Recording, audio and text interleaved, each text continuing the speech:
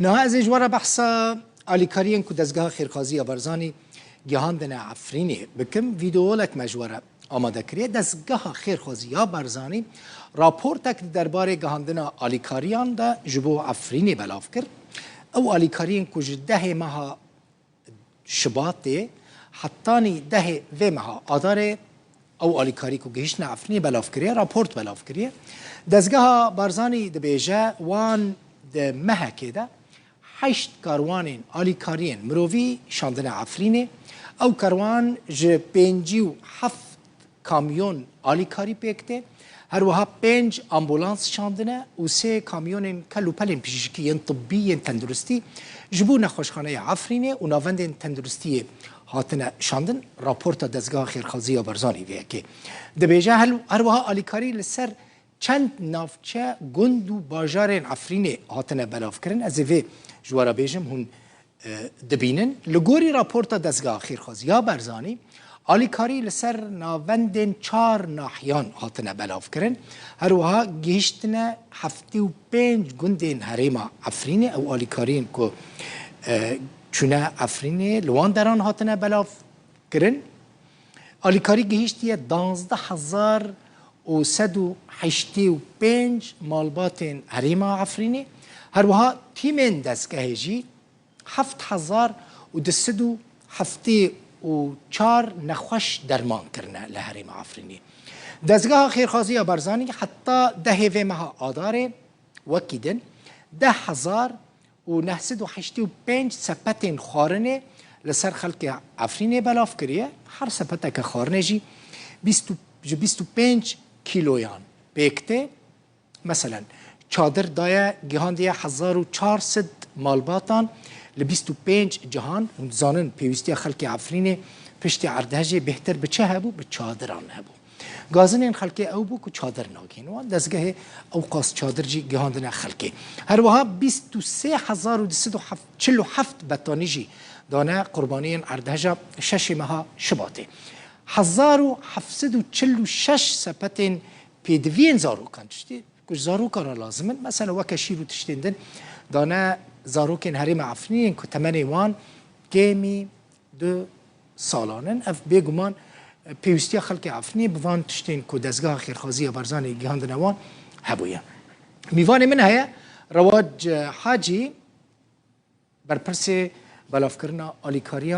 آلیکارین دزگاه خیرخازی برزانی جبو عفرینی نو جا عفرینی هاتیه الاستودیو میوان منه که رواج بخیراتی نو جا عفرینی هاتیه من دید ویدیو آندا چقاس خلقی به گرمایی پیشوازیته و تیمال گلته دگرم براستی دگریان کیف خوش بونا دگریان پر غریب بو راستی پیشوازیک وسابو او ماندی بونا ما یا ل باکوری کردستانی که بین 5 درجه صفری ما کرد لوان 4-5 روزه حتی تدارکات و ریکارن اداری خلاص بکو ام داخلی عفرینی ببین همیش بیرامد شد یعنی ام 4 روزان بخوارن و به آف بردوام بوین و در هینانا بریندارا لإصلاحیه و ناف عربان درازین و دماکو رزامندیا ترکیه هات که ام داخلی در یه باب سلام بوین او ماندی بونا ما همی المچو جبیر کروه و مجبیر کرد وقتی ما او پیشوازی دیدی یا بی خلقی المکر يعني براستی ام عجب ماي مانف آلای کردستان الكيفينا يعني 12 سال رابوري آلای کردستان الور ممنوع بوه وقتی ما دید خلق بفي گرمیه بفي شوه يعني وا خبر بهیست بو زانی بو که ام در باز بین ایواری درن که ام گهشتین او هر سر شارع ما بون بگرمی و دلگرمیه که وسا راستی هیزک دامه شیانک دامه که ام شیانن خوب مزنتر بکن دا بشین خدمت آبی خلقی بکن که رواج خل تلفنی ما دکیم نه من مثلا ما بلاف کرد و چه آلیکاری لگو راپورتا که بلاف کریه و چه آلیکاری گیهان دیه افرین لهینجی خل تلفنی ما دکه گازن آدکن دبیجن آلیکاری نگیشتیه ما کی نیم که آلیکاری ناگه وان چه ما آلیکاری ناگه هر کسی وەکو ئەم دەزانین زەرمەندێن و دەبێ بوو مەلەرزێ بوو تایبەتی جندرێز بوو و زایدەن gelek gund û avahiyên dewrûberî cindirêsê û şiyê û مابتا وعفرين جي خانين وقالك خراب بون يعني برهنجك وصابو خلقنا شياد ناف خانين خو برازتن بشف افي وصا تشكركو داخازين بيتفين وقالك زيادة ببن وطبيعي عفرين 365 جنده 6 ناحيه 7 ناحيه هنا و اگر هر روجي ام بچين گوندكي ام نشين صالك لازمه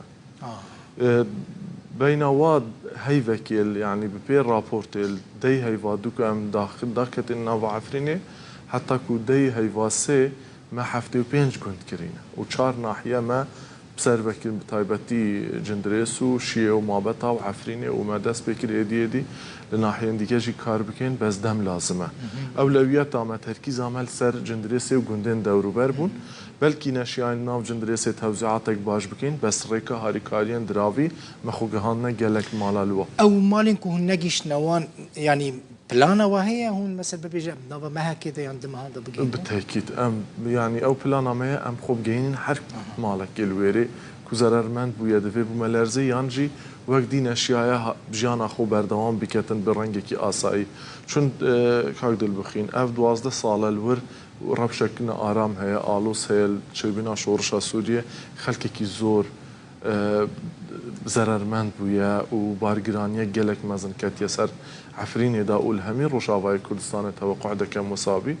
چون هر گوندكي كو ام داكتين اگر 200 عائله بيتن 205 نازح جي عائله الويري هنا افات ناف خانيا دانا بن شادرا دانا اوارن الجهندي هاتينا ماينت يعني بارگراني بوي گوندي بوي ناحيه بوي قزاي فهم بيتوي باريكاريا بردوام هي واليكاري جهان حمول يعني وجودهي نخس نوف برا كردو عرب وياجي تركمانين كل ويدري هاتنا بيجي كرن ما چون دزگه خيرخوازي بارزاني ودزگه كي انسانيه وبياما انسانيه وبياما جناب سروك بارزاني جي گهشتمكو وكو انسان لي بنيرن لهمي كسكي بيتوي ناقتن بهش نوعكي فرق جوائزي هبيتن و برس مسرور بارزاني كو سروكي بورديه هرگاف پيوندي ادگلمدا بشويكي وصابو كو فرق جوائزي نكن چون الدماهي كي دا هر چالاكي كهون بكن دبيت باري عفريني بعام سفك دبيتن يعني تزخم كوشي بو ناو بازار دا ناو جيندي دا ما حتى حد كيش كان ديه تريكا دا بشكي ناوان هاري كاريا يعني 207 طن خوارني ما هكي دا بكبت ناو بازار وناو خلكي دا ايدي او سعري وانتش داشي كو جرام بويا بوها بوا ارزان دبي باشا نازحين كل ويداري هنا كاكرواتش يعني او تشاوا مثلا من تزاني چه مراكش بالكو تلويداري نازح زلمي الكردان دكن يعني مثلا كتب مالين كردان دستاني بن سر عرضي خلكي تبو يرك بي اوهي راس حالة وصايت هي يبوي يعني عندك مال كردا هنا بطال بويا دركتينا بشتي 2018 ورنا معنا وداكتين نتنا مال خلكي دا واحتمال مالن عرب اجيبن دركتبن شوبن وداكتبن چون ام جبيرنا كان كان عشيرتين عربي هنا تكفنن عفريني واحتمال ينواجي وصابوي بيتن برنجكي ريخصني از نزانم دا خودي تشاوا بيتن بل هنا اف حالته هنا بس ناو هاي وكل ميديا تبحث كده باشا برينا داران تشوي چند گندان از جبليك وجندريسي وعطاف بري بزفرم شراجي مديد زيتري 36 گوندا از بخوت شوي ملوانا سردانا وامكريا من برينا داران نديد يعني دارين زيتونة ها از بيشم سنوبر قالك برينا قالك جها ين كيفن بس ببيجم دارين زيتونة ملكي شخصية خلكي براستي من وان جها من ناديت يبقى واز بدلجي يعني قريام يعني شو بيجم بشويكي رخصنيجي مقوتا هوالن خوجي اگر وقت تشتغلي تبيجنا ما شون سردان ما هبون بو جهتين دسالات دار لور ما بحثي ويدي كرت وهندك بابت تايبت هبون ما ديفچون بورات كدن بس خوشبختانه من شنو ديتن او جهيك واس شوي بجانا زانم جهيك كندي ان شاء الله باسا ومثلا وفرناك ذاك الور ونان بلاش لسر خلكي بلاف دكن افيك اف بروجيك ويا يك بروجي ويا يكمين بو بروجين وين دن هنا بالتاكيد بروجي فرناك كم بروجي دبيتن بشتي حال هاريكاريا ايمرجنسي كو بەردەوام دیکە و 57 کامیۆن گەیشتنە نەها 13 کامیۆن بەردەریە دەستگەهی ئامادە بوون من ئەڤڕۆ دیتن خلاص بن ئەو ژێ دەرباز بن و هەر جۆرە ئاریکاریانە پرۆژێن گرنگ مەدە هەبن چێکردنا مەدرسا و بن مرکزên تەندروستی و جیان تایبەت بە زارۆکا و چالاکیên تایبەت بە زارۆکا بابەتێ تەرفیهی یانێت پێشکەشکردن و بلندکردنا ئاستی دەرونیە واکو دە ڕەوشەکە خراپدانە پێتەوی کار لە سەرکردنê heye ew di planên me da hene û projên taybetên çawa li Hewlêrê tên encamdan dê li wir jî berdewam kên karê xwe. Yani hûnê berdewam bikin vîkarî kek rewac. Yani edî Efrîn ofîsa wel Efrînê ve hate vekirin min dîtwa resmî vekir karmendên we hene edî ofîsa wel Efrînê jî bû şaxekî ofîsên dezgeha xêrxwaziya Barzanî? Bi tekît her welatekî tu kar lê bike yasayên taybet bixwe hene. Rêkarên yasayî me dest pê kirîne me ofîs vekiriye bes ne bi resmî. Pêtivî bi rezamendiyê heye ya Kîr mesela ev jî cihê merakê kî rezamendî dide we? Rezamendiyê meclisa mehelliya Efrînê heye kar dikin. û berê jî hebû ew endamên têda hene û kur têda hene û serokê meclisê û ew endamên dî jî têda hene me dawexwaziya wergirtina rezamendiyê pêşkişî wa kiriye ku rezamendiyê bidene me wekû ofîsek resmî kar bikin. Heta niha çi îşkaliyat û arîşe bo me çêne bûyne bes me divêtin çün em minezemek nêvdewletî ne. Lazim e bi rengek resmî ofîsa xwe vekin û çalakiyên me berdewam in niha em nelwirin bes xelkê wir ku me elcem me kar diket dest bi kar kiriye ev rojî duhî jî tîmên tenduristîk li mabeta nexweş birîndar tiştek hebin harîkarî pêşkeş Çend kesên wel wir kar dikin? Niha 15 kesên me kar dikin ku xelkê wirin yên dî jî digel me vegeriyane îsrahetekê bikin û carek dî vegerin û tîmek jî amade ye li Tirkiyeyê eger rezamendiya derçûna jorê li Babîselam werbigirin ew jî dê çin li wir mînin û karê xwe serpiriştî bikin û berdewam. Te asnengî ji we dernakevin wê derê meselen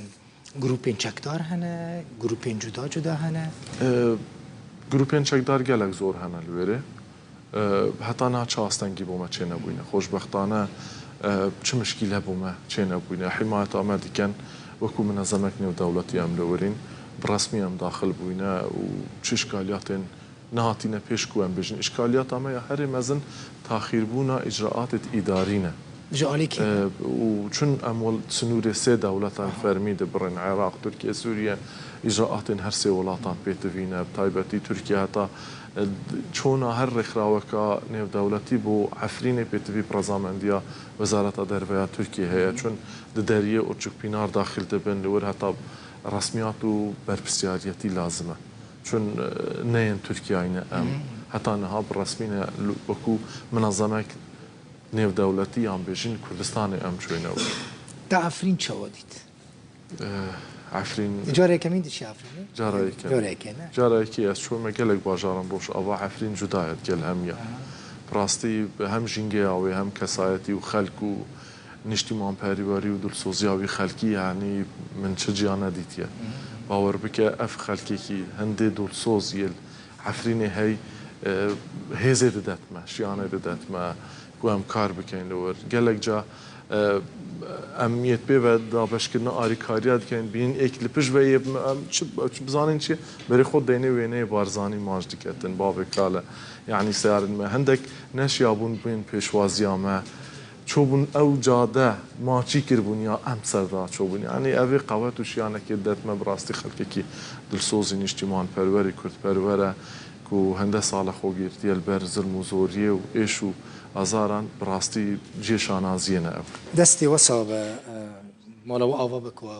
hûn li wir kar dikin û alîkarî gihan de xelkê me ku pêwîstiya wan bi rastî be alîkarî hebû. Zor spas Rewaç Hecî berpirsê alîkariyên dezgeha xêrxwaziya Barzanî ji bo Efrînê mêvanê bûye. Here.